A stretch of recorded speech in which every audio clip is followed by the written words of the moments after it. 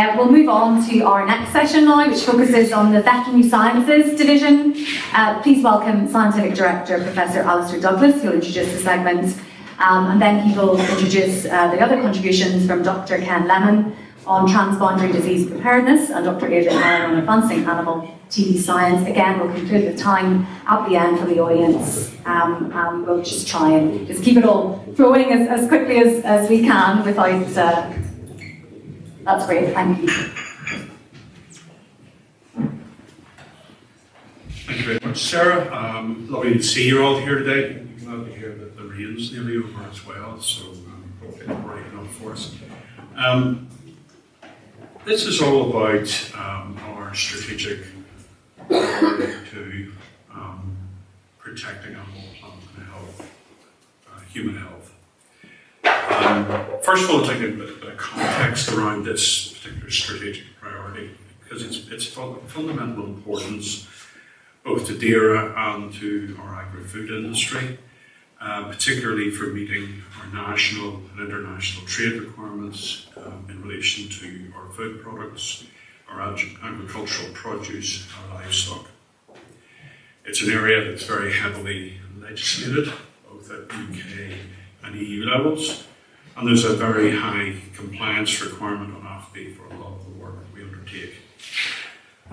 We have a laboratory quality accreditation system in place. It's very extensive, and we are assessed both at UK and EU level by the accreditation bodies. We maintain an emergency response and surveillance programme for transboundary and notifiable animal diseases, and these can have a huge impact not only on our industry, but also in terms of trade and also animal health and welfare. Plus, there is a human health element in case of zoonotic pathogens, which are of animal origin. The work that we do not only aims to prevent disease incursions into NI, but also demonstrates ongoing disease freedom, which we need for our trade. Statutory and non-statutory endemic livestock diseases, particularly bovine TB, cause significant losses to our agri-food industry, and they also impact on animal health and welfare. AFBI supports DAERA and our industry in terms of control, protection and reduction of this impact. We ensure our food products are safe to eat and meet the requirements of trade. We have a very high quality of food in Northern Ireland, and the work that we do is particularly directed towards chemical, and this covers veterinary medicines, pesticides, and microbiological contaminants in food. Finally, our plant and bee health is linked to healthy environments, biodiversity, carbon sequestration, societal well-being. We have a very substantial programme of work supporting R&D in that area. Overall, strategic priority 2 is about supporting and following a One Health approach. Our strategic intent going forward is to apply innovative scientific solutions for detection, control, and prevention of diseases and other threats to support and enable agricultural trade for Northern Ireland, as well as protecting animal, plant and human health. We have 5 strategic initiatives that are shown on this slide. I'm just going to spend a little bit of time on each of these just to give you a feel and flavour of the science strategy that we have for them. So the first of these is the emerging and transboundary diseases.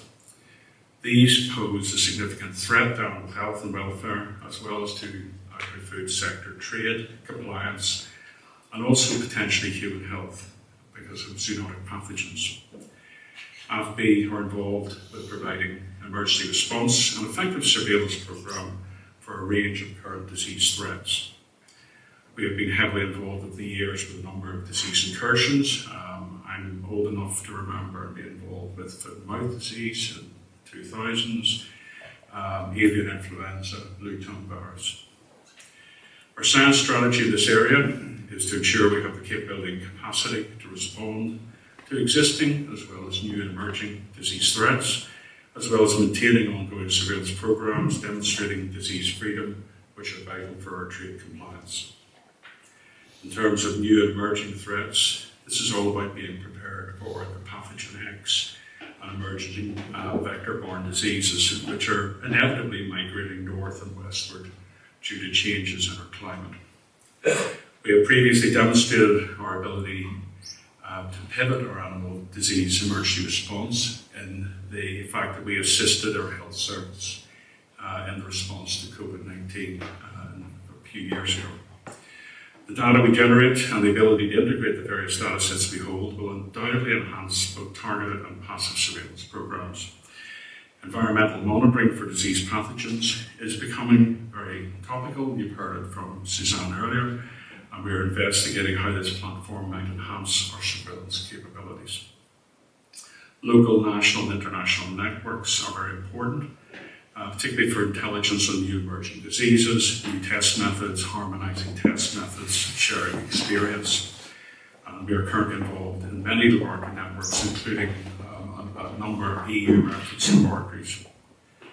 Whole genome sequencing is fast becoming a routine diagnostic tool, and this is mainly through technology advances and reducing costs in that area. So we are currently applying sequencing, for example, in avian influenza pathotyping, but we also are now moving more towards whole genome sequencing as the way forward, which will become part of the surveillance toolkit. In terms of bovine TB, Stanley mentioned earlier that we have been involved very heavily with science in that area for many years. And AFBI support DAERA in their control strategy for this devastating disease. Our aspirations over the next number of years are to further expand and modernise our expertise, particularly with new molecular technologies, genomics and data, in order to develop, evaluate and adopt new and improved technologies for pathogen test and trace. There is a very significant data resource which we aim to expand, and we're expanding our existing data analytics platforms in order to exploit official, industry and open access resources. This will be applied then to spatial epidemiology, GIS, disease modelling, visualisation and outbreak investigations. AI and machine learning are and will be applied further in this area to combine genomics, immunology and epidemiological data, and hopefully that will give us insights into host genetics, host pathogen interactions and potential interventions. Touching on AMR, this is very much recognised as an emerging issue. AFBI are already heavily involved in surveillance aspects for this. Our aspirations are to increase R&D, particularly in the microbiome analysis, as well as AMR markers in the environment such as soils and water. The overall impact of this area is the strategic initiative is supporting DAERA and our CBO with the bovine TB control strategy and further enhancing our AMR and microbiome science. This endemic non-statutory disease area is really all about our passive surveillance for animal diseases. And this encompasses not only epizootics such as avian influenza, but also zoonotics and other endemics.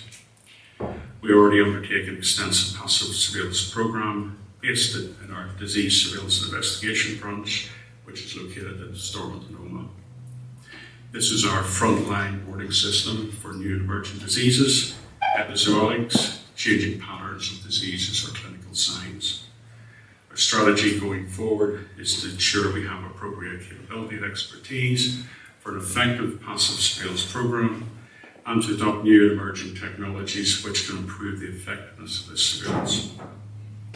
Environmental reservoirs can play a part, and we aim to develop strategies and methods which offer better intelligence across ecosystems, including matrices and fomites.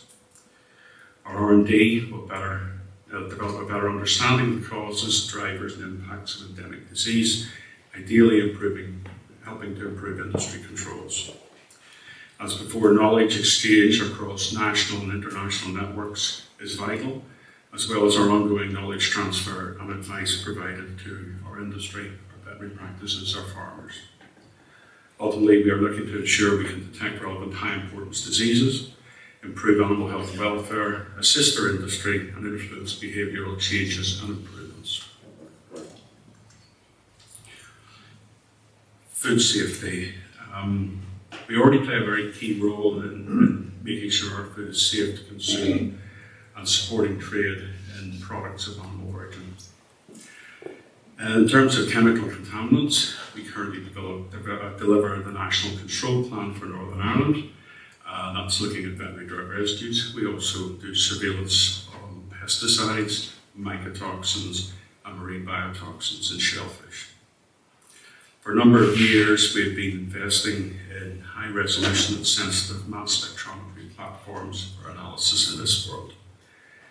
Historically, when we did analysis many, many years ago, it would be looking at one analyte for each sample. That's a very inefficient way of doing testing. And over the years, we have now developed platforms for multi-analytes per sample detection. So we're now capable of detecting tens and hundreds of potential chemical contaminants in one analysis run on one sample. Sensitivity, we're looking at parts per billion, and to put that into context, we have capability of detecting roughly the equivalent of 2 people in the world population in terms of some of these chemical contaminants. We now aim to continue expanding a validated multi-class, multi-analyte capabilities. We also have an emergency response capability for emerging risks, which includes both contaminants and biotoxins. In terms of bacterial contaminants, we are continuing to enhance our methods for rapid pathogen detection, as well as further expanding genomics and sequence analysis.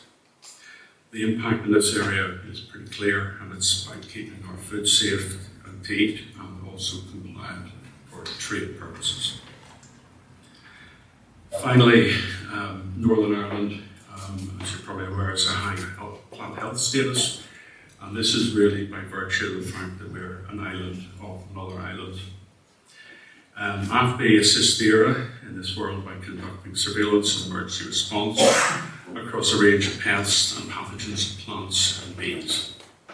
These are mainly insect pathogens, but there are also increasing numbers of fungi, bacteria, viruses, and these are being added to the pest and pathogens list.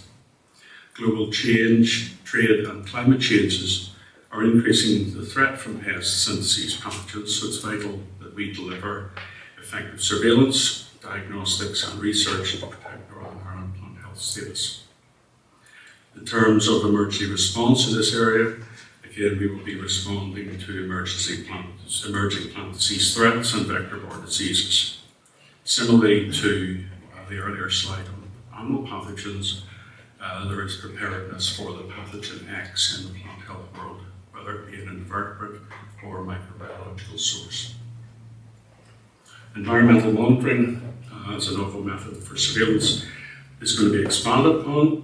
We've recently published an article looking at monitoring of tree canopy drip water for pathogen environmental DNA. Both climate change and trade route incursions do pose risks for plant health, and AFBI are involved in monitoring imports for science of plant disease and pathogens. In terms of pesticide monitoring, I've been involved with this since 1989, that's 36 years, and usage reports are all freely available on our website. We are encouraging an integrated pest management approach to manage pests rather than relying solely on pesticides. The impact in this area is really evidence from our continuing high plant health status and legislative compliance. We are actively promoting an integrated pest management approach to help reduce pesticide usage. And I think now I will hand over to Dr. Ken Levin for his talk on emergency preparedness. Thank you very much.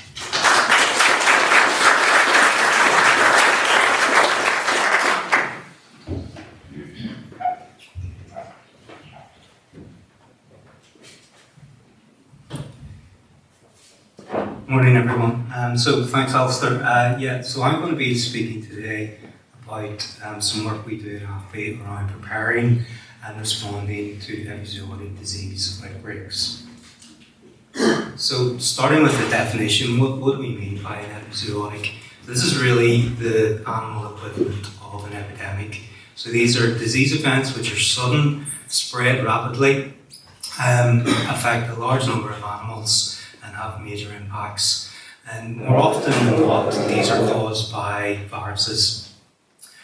The impacts are varied. So economically, this can be the loss to the producers, also the cost of dealing with the outbreak, containing it and responding to it. Many of these diseases, once we lose disease-free status, this can have an impact on trade, and obviously with the agri-food sector being so important in Northern Ireland, we want to take this very seriously. And also, if we fail to contain these disease outbreaks, eventually this can threaten our food security. So we're seeing the frequency at which these new emerging diseases are emerging is increasing. And while there's many factors involved here, things like climate change, habitat destruction, long distance travel, transport of animals and animal products are all contributing factors. And many of these diseases also have public health implications. Also mentioned the term zoonotic. So this means that they transfer from the animal to the human population. And indeed, over the last 3 decades, there's been 30 new infectious diseases in humans described, and approximately 3/4 of these have emerged from animals. So this is where the One Health approach comes in, which views animal health, human health, and ecosystem health as a sort of integrated whole.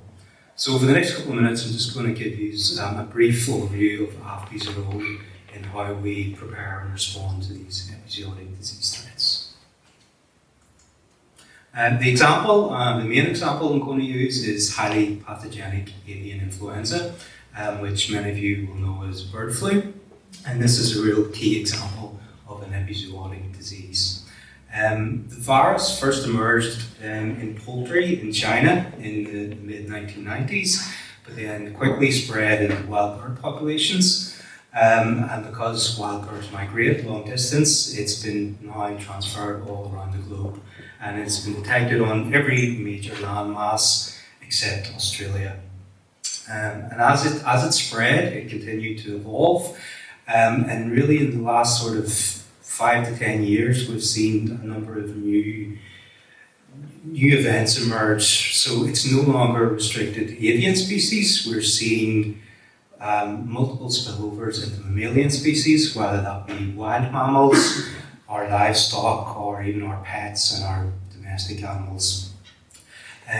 So traditionally, avian influenza, the main livestock that is threatened was poultry, but we're now seeing cases in the US in cattle. So over 1,000 herds of dairy cattle in America have now been infected. We've seen detections in pigs, detections in goats, and even recently in England we saw a detection in sheep. And throughout all of this, there has been sporadic human cases, and obviously this has raised concerns about the pandemic potential of this virus. But the impact is still felt greatest by avian species, both wild birds and poultry. And the graph in the corner there is the impact data on wild birds and poultry over the last 5 or 6 years in Europe. And this has really been unprecedented. It's broken all records. So wild bird populations have been decimated, and there have been huge numbers of poultry outbreaks. And this reached a peak in the 2021-2022 season, where there was almost 3,000 outbreaks in poultry in Europe, and that led to the destruction of 48 million poultry birds. And unfortunately, Northern Ireland hasn't escaped unscathed. We had our first wild bird detection in 2017, and that has continued up to this year. Our first poultry incursion was in 2021, and those have continued up until 2025 also. So what's AFBI's role in terms of avian influenza response and preparedness? So our main function is to provide a state-of-the-art diagnostic service to DAERA, and this is everything from accepting carcasses for post-mortem examination, through sample preparation and then laboratory testing, whether molecular or serological, to either confirm or negate the presence of avian influenza. And we use this diagnostic facility for three main functions. One is routine surveillance, primarily in wild birds, to give us an early warning of when avian influenza has arrived in the country.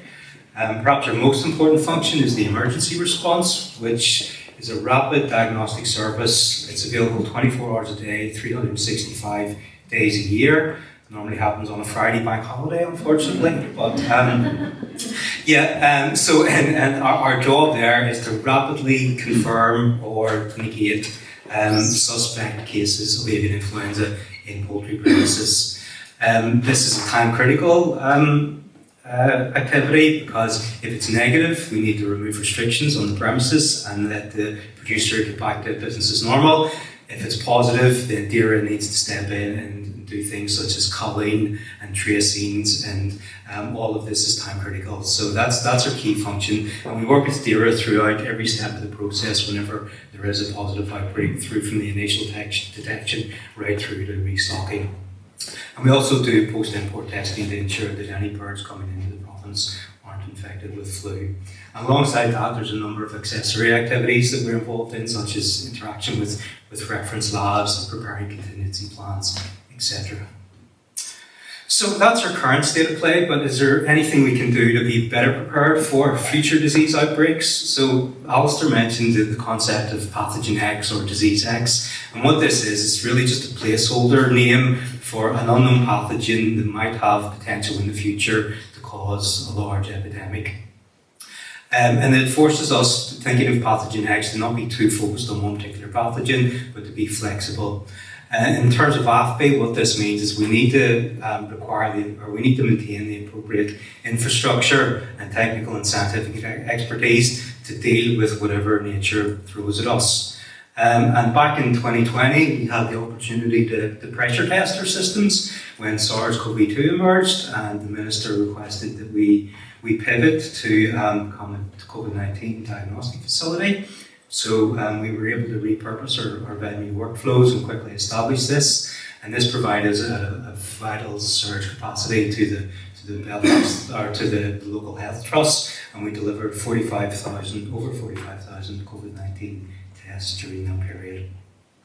Another thing we can do to strengthen and be better prepared is to strengthen our international veterinary disease surveillance networks, and because these viruses and pathogens, they don't respect borders, and to have better linkages with public health. And one of the examples I give here is a consortium of which AFBI is a member, called the OH Allies Consortium. So we've got funding from Europe to form a network and establish a sort of framework to allow long-term, multidisciplinary One Health surveillance across the whole island of Ireland. And in terms of the science strategy, which is the subject for today, I mean, for us, our science strategy is focused on more surveillance and better surveillance. So what we mean by this is doing more horizon scanning to identify potential threats that are on the horizon. And this will necessitate increased surveillance of both wildlife and agricultural animals.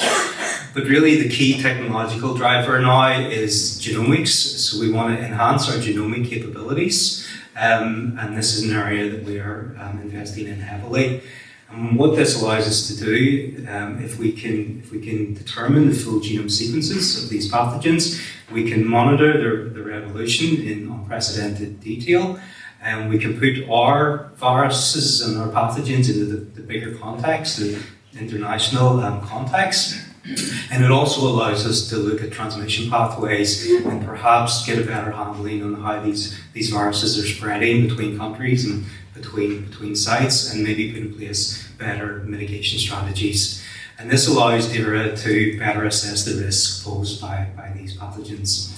And finally, we think there's probably a role for new surveillance approaches, such as testing wastewater, air, and environmental sampling. We saw during the COVID pandemic how useful wastewater sampling was, and we're now trying to adapt that technology to influenza, both human in avian with the collaboration that we have with Queen's University.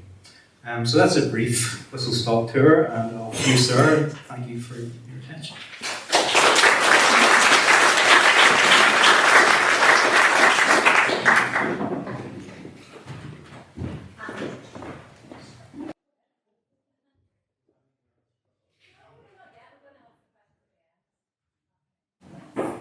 Cheers, Ken. I'm Adrian. I'm going to tell you about AFBI's TB science.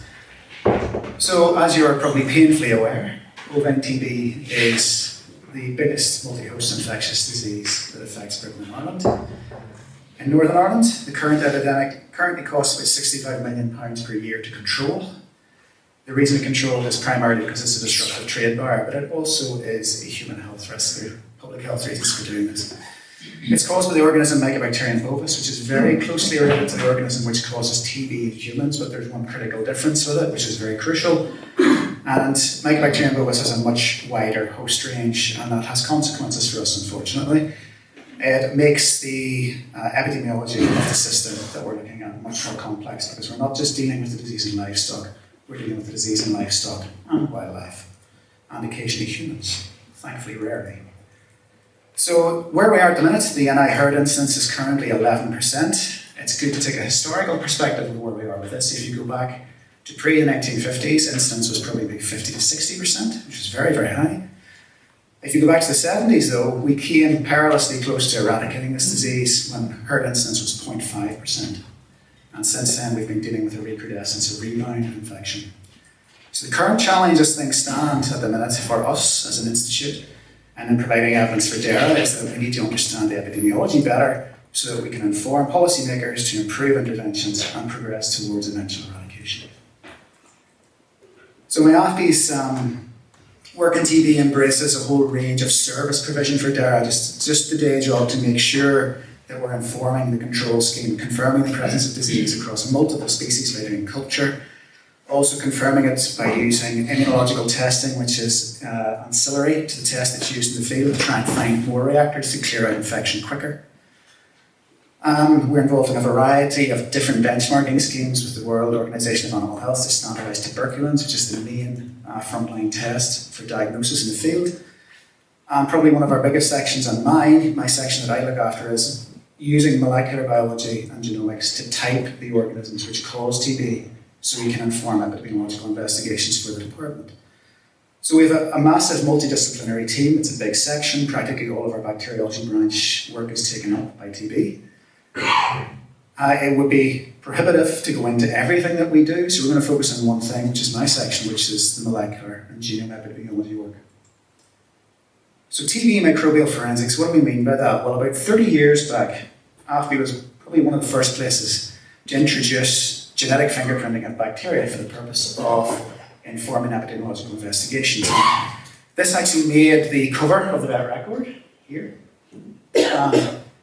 Every single one of these colours here is a different genetic type or strain of M. bovis, which is out there causing disease in animals, badgers, deer, cattle, whatever. And what you'll notice is this is not quite like spilling jelly tots from a tube over a table, because there would be no structure to that. There's considerable structure here. Things are geographically localized. So what this initially told us, and it was a surprise when we did it for the first time, was that our epidemic, our larger epidemic across the whole province, is actually a series of highly clustered microepidemics caused by specific types. So that strongly implies that local effects are driving that clustering pattern.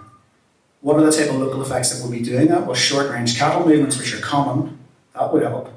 Contiguous disease spread between farms, which share maybe a boundary, that would help. Wildlife, which exhibit a strong degree of philopatry or territoriality, would help to anchor things in the landscape also. The reality is, it's probably all of those things.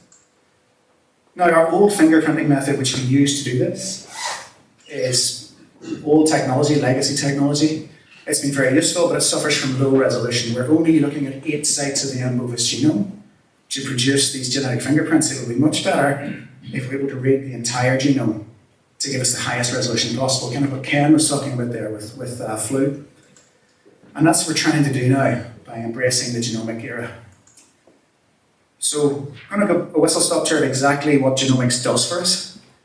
Everything that we do requires the building of these high-resolution family trees of bacteria which we get from different hosts. So I'm going to talk 3 reasons why genomics is a real game changer for us. The first thing is bread and butter stuff just for epidemiological investigations. It's just much superior for the source tracing of infections. When we know how related samples are and we know where they usually occur in space, their home range, we can inform DARA's epidemiology team and the vets on the ground. And for instance, here's one sample that's here, an Island McGee, which was a breakdown in a cow. These are its closest relatives spread all across Northern Ireland. We know that because we have a tree like this, we can infer the relatedness. But you'll see that actually the majority of the samples for this particular area are anchored in and around the Belfast area. So this is somewhat out of place. And when we layer on top animal movement data, which we get from DARA, we find that the animal that was found in Island McGee was actually born up here in the North Coast in 2017, in January. It moved into the Greater Belfast area, which is where the home range for this particular branch of TB is.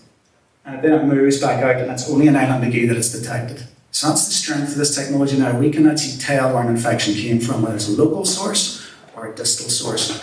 And that's useful for informing DARA's disease control teams.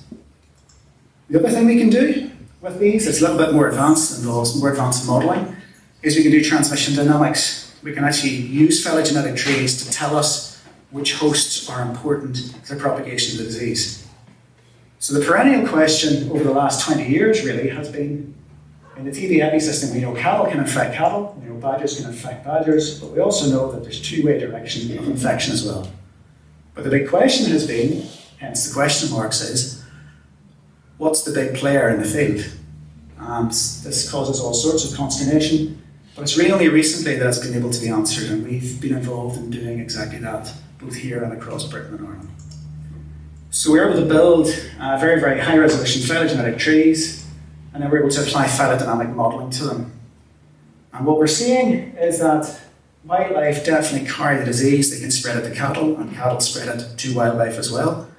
So any sort of policy which wants to control TB needs to take some form of action in the wildlife sphere.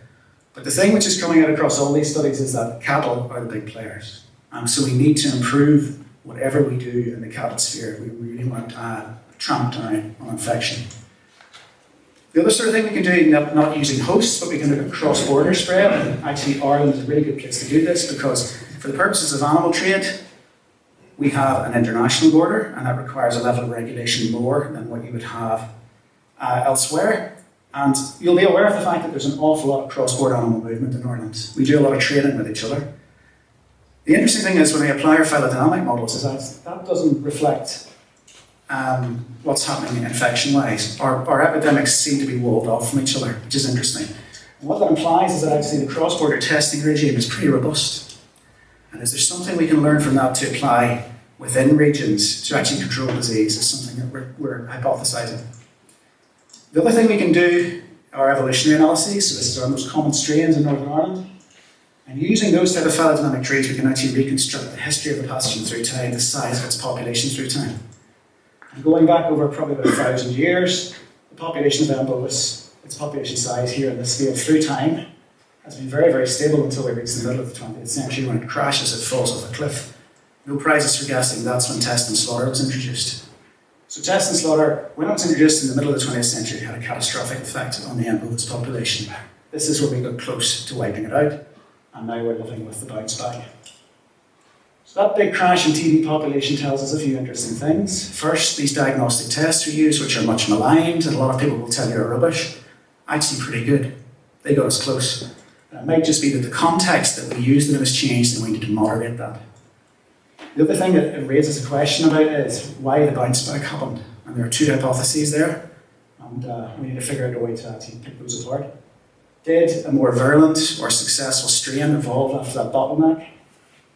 And the confounding thing we have, which is maybe the more likely explanation, is that the industry really intensified around here in the 1980s. Greater density of animals, greater number of hosts, more disease. But we need to look at that in our planning too. We're a well-respected team, both internationally and nationally. A few measures of esteem here. We were recently asked these 2 important EU initiatives, DISCON tools, and also the GRAD TB research roadmaps, we were asked to coordinate the updating of these at an EU level with some very, very big names in TB field. If you know TB, Vivek or James are big names. So it's nice to share that with them. What's the future of this research? Well, it's kind of been hinted at already by Alistair. Host and pathogen interactions, doing comparative genomics, comparative immunology and pathology. This will seem like a banal statement, but diseases would happen when bugs and hosts get together.